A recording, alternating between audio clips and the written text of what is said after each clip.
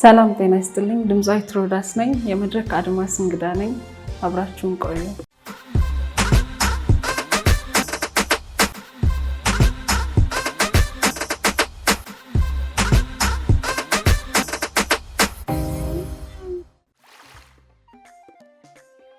ሮዳስ ማለት የመጽሐፍ ቅዱስ ቃል ሲሆን ሳዶር፣ አላዶር፣ ዳናት፣ አዴራ የሚባል ቅንዋተ መስቀል ላይ ያለ ስም።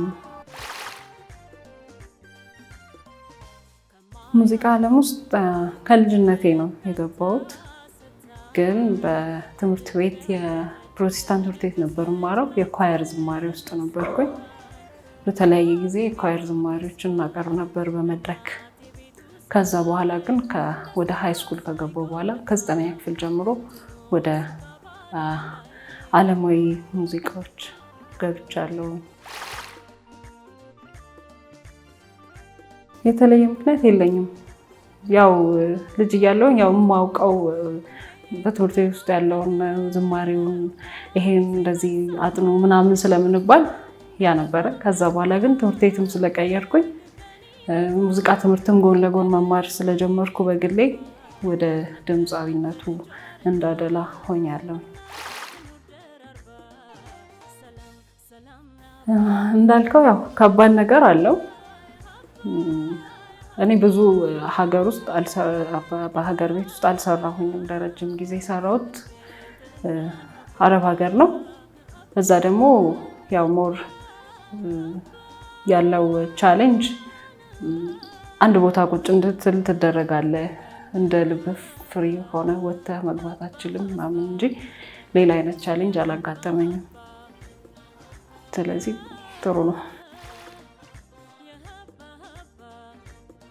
በሀገር ውስጥ 1-2 ዓመት ነው የሰራሁት። ከዛ በኋላ ወደ ዱባይ ነው የሄድኩት። ዱባይ ለ5 ዓመት አካባቢ ከዛ በላይ ሰርቻለሁ። እለብሳለሁ ሱሪ እንደ አስፈላጊነቱ፣ ግን ሞር ፍሪ የሚያደርገኝ ቀሚስ ስለሆነ ቀሚስ ስለብስ ዘና እላለሁ እና ደስ ይለኛል። ሴት ደግሞ ቀሚስ ስለብስ ደስ ይለኛል። በዛ ነው። አዎ ሙሉ ሱት ነገር ወዳለሁኝ። በተለይ ኮት እና ጥቁር ከለር ሲሆን ደስ ይለኛል። ደስ ስለሚለኝ ነው እና የሆነ ግሬስ ነገር ስላለው እንደገና ከአርቱም ጋር ስታያይዘው ደግሞ የሆነ አይነት ኢሜጅ አለው። ብዙ ጊዜ ሮያል አይነት ኢሜጅም ያላቸው አለባበሶች ደስ ይሉኛል። እንደዛ ራሴን መግለጽ ይከብዳል እንዳልከው፣ ግን ግልጽ ነኝ እና ደግሞ ሰው በጣም አምናለሁ። የተሰማኝን ስሜት ፊት ለፊት ነው የምናገረው። ምናልባት ከተናገርኩ በኋላ ሰዎች ሊቀየሙ ሊከፋቸውም ይችላል፣ ግን እኔ ሁሉ ነገር ግልጽ እና ፊት ለፊት ነው የምናገረው። ይሄን ያህል ከባድ የሆነ ጉዳት በግልጽነት አማካኝነት አልገጠመኝም። ያው ግልጽ ነኝ። ብዙ ሰዎች በደንብ ቀርበውኝ ሲያውቁኝ ያው ግልጽነቴን አንደርስታንድ አድርገው ተረድተው በቃ ባህሪ እንደሆነ ስለሚረዱ አይቀየሙኝም።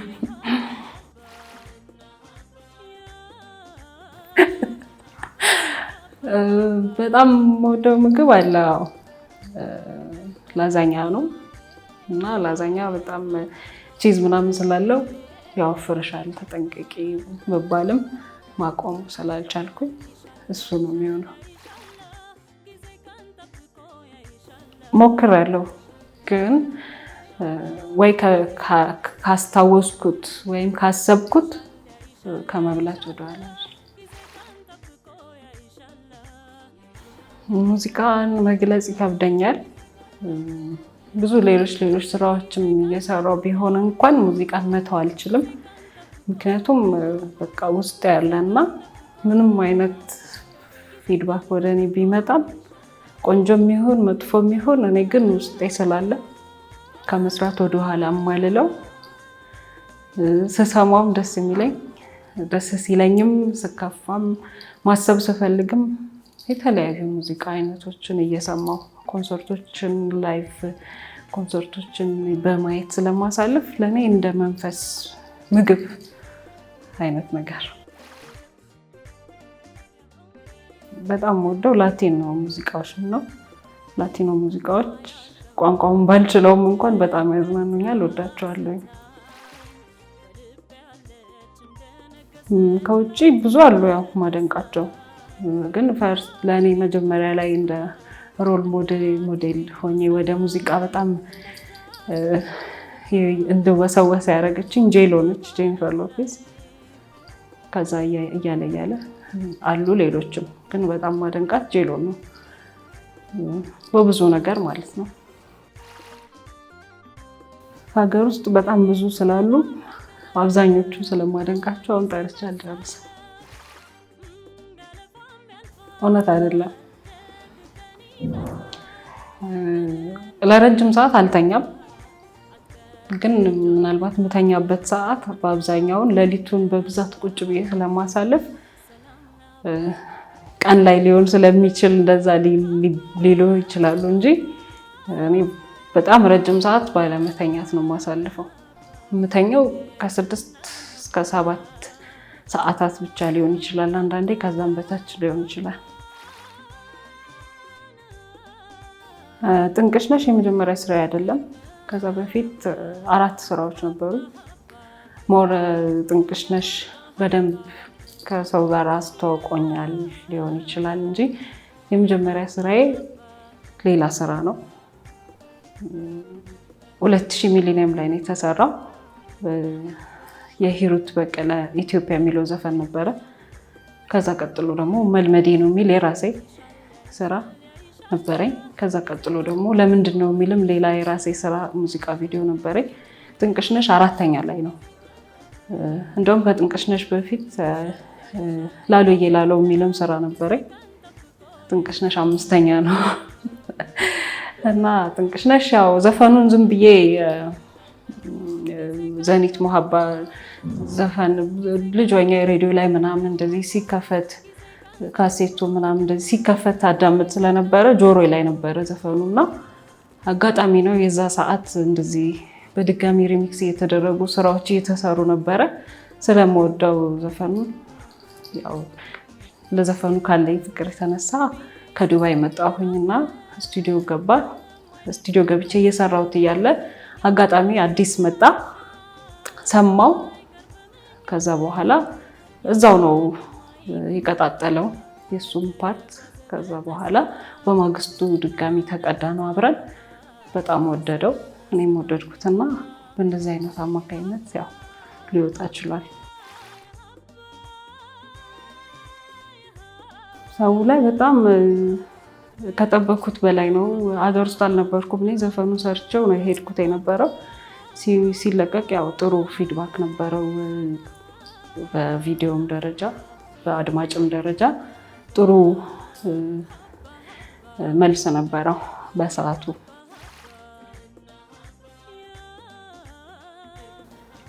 በጠቅላላ ወደ 9 ስራዎች አሉኝ ማለት ነው። የተደመጡት ስም ያው በሰዓቱ ዩቲዩብ ደግሞ አክቲቭ በደንብ ኢትዮጵያ ውስጥ ባልተለመደበት ሰዓትም ዝም ብሎ ዩቲዩብ ላይ የጫንኳቸው የሚውዚክ ቪዲዮዎችም አሉ። አንድ ላይ ተደማምሮ ወደ 9 ስራ ማለት ነው። ቢደገም ለእኔ መጥፎ ነው ብዬ አላስብም። ምክንያቱም አንደኛ እነዛ ዘፈኖች በወጡበት ዘመን ላይ ያለው ጄኔሬሽን እና አሁን ያለው ጄኔሬሽን በጣም ሰፊ ልዩነት ስላለው አሁን ላይ ያለው ጄኔሬሽን ወደኋላ ሄዶ ሙዚቃውን ለመስማት ከአሬንጅመንት ጀምሮ በዘመኑ የነበረው ቴክኖሎጂ እና አሁን ያለው ቴክኖሎጂ አሁን ላለው ለወጣቱ ለያንግስት ለሆነው አድማጭ ላይስበው ይችላል። ስለዚህ አሁን በድጋሚ ቆንጆ ዜማ ቆንጆ ግጥም ኖሮት ከአሬንጅመንት እና ከሪኮርዲንግ ችግር አኳያ ይሄ ላይሰማ የሚችሉ ዘፈኖች በድጋሚ ሲሰሩ አሁን ድጋሚ አድማጭ ያገኛሉ የሚል ግምት አለኝ። ስለዚህ ድጋሚ መሰራታቸው ቢቻል አስፈቅዶ መስራቱ ከኮፒራይቱ አንፃር አስፈቅዶ መስራቱ አሪፍ ነው ነው የምለው።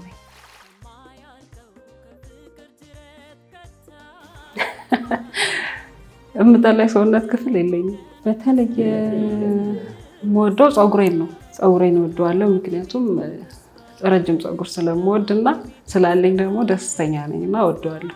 አይ የራሴ ማለት የገዛሁት ሳይሆን የተፈጥሮዬ ማለት ነው በቅሎልኝ።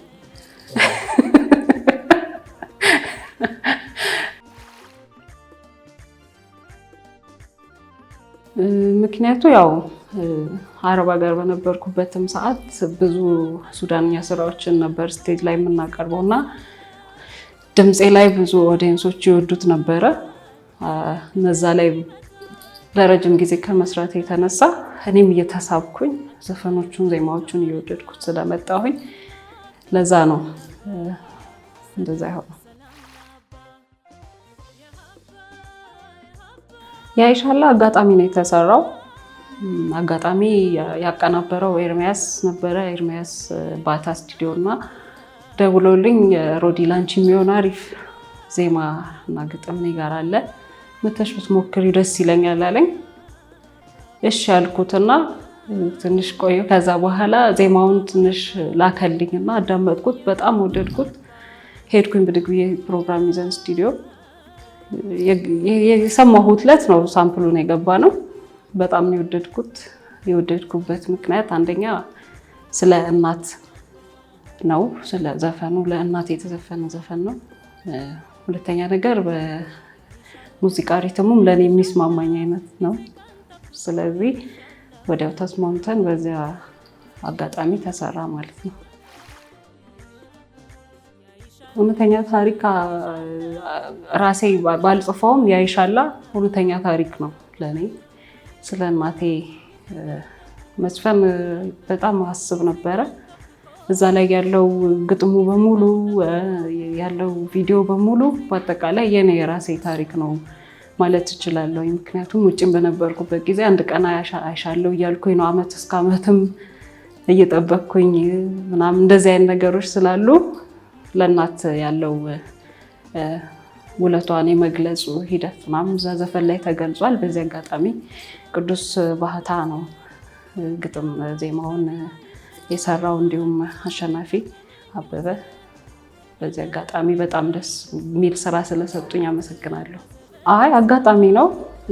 መጀመሪያ ዜማውን ሲሰራ ቅዱስ ባህታ በትግርኛ ግጥምና ዜማ ነበር የሰራውና ትርጉሙን ነገረን እና አሸናፊ ደግሞ በአማርኛና ከቅዱስ ጋር ለሁለት ሆኖ በትግርኛ ጻፉት ድጋሚ ለኔ በሚመቻኝ መንገድ እና ትርጉሙን ስሰማ በትክክል የኔ የምፈልገውና የኔ ታሪክ ነው ብዬ ደስ ብሎኝ ሰራሁት። በትርፍ ጊዜ የሚያዝናናኝ ብዙ ነገር አለ፣ ግን ቆንጆ ሬስቶራንት ሄጄ አሪፍ ምግብ ብበላ ደግሞ ሞር ያዝናናኛል። ምግብ መስራት ራሱ ያዝናናኛል እና ምንም አይነት ያበሻም ሆነ የውጭ ምግቦችን አብዛኛዎቹን በቤቴ አዘጋጃለሁ። በተለይ ራሴ ሰርቼ ደግሞ ራሴ የሰራሁትን ስበላ ደግሞ ደስ ይለኛል እና ምግብ መስራት እወዳለሁኝ፣ እችላለሁ። ከሙዚቃ በተጨማሪ ትንሽ ቢዝነስ ላይ ሙከራ አድርጌያለሁኝ። ሙሉ ለሙሉ ቢዝነሱ ላይም ገብቼ ነበረ፣ ግን ሞር እኔ ወደ ሙዚቃ ስላደላሁኝ ቢዝነስ ላይ ትንሽ ሙከራ አደርጋለሁ። ብዙ ህልም አለኝ በሙዚቃው ላይ፣ ግን አልበም እንዲኖረኝ እፈልጋለሁ። ምክንያቱም ለብዙ አመት የማስበው እቅዴ ስለሆነ አንድ አልበም ባሳትም በጣም ደስ ነው የሚለኝ። ህልሜ አልበም ቢኖረኝ ነው። በጣም ቆይቷልና ሙሉ አልበም በሳምፕል ደረጃ ስቱዲዮ ፋይናሉ ሳይገባ በሳምፕል ደረጃ ግን ሙሉ አልበም ሰብስበን ቁጭ ባረኩበት ሰዓት ነበረ ወደ አረብ ሀገር እድሉን አግኝቼ ሄድኩትና ጊዜው እየረዘመ ሲመጣ የተለያዩ ለውጥ ቼንጆች በዜማ ላይ በምናምን ስለሚያስፈልጉ ሙሉ ለሙሉ እሱን ትቼ በአዲስ መልክ በሲንግሎች መምጣት ጀመርኩኝ።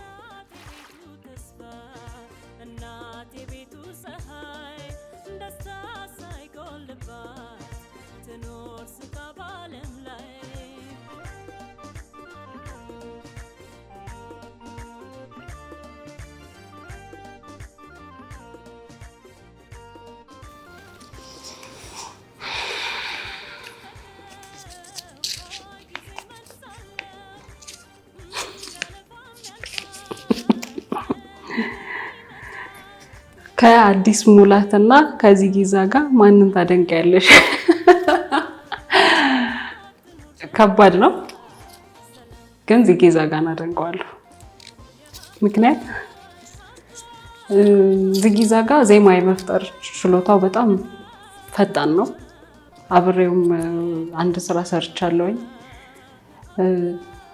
ስቱዲዮ ላይ እዛው የሚፈጣጠራቸው ዜማዎች አሉ። ቤቱ ቁጭ ሲልም ሙሉ ጊዜው ሙዚቃ ላይ ነው የሚያሳልፈው እና አብዛኛውን ሰዓቱን ለሙዚቃ መስዋዕት አድርጎ የሙዚቃ ፍቅር ስላለው ዜማና በተለይ ዜማ ላይ እና አይዲያዎች፣ የግጥም አይዲያዎች ላይ በጣም ትልቅ ችሎታ አለው ለኔ እና ዜማዎቹንም ራሱ ነው አብዛኛውን የሚሰራው አልበሙ ላይ ያሉትን እና ከተለያየ አንግል የሚያመጣቸው የዜማ አይነቶች ያስደንቁኛል።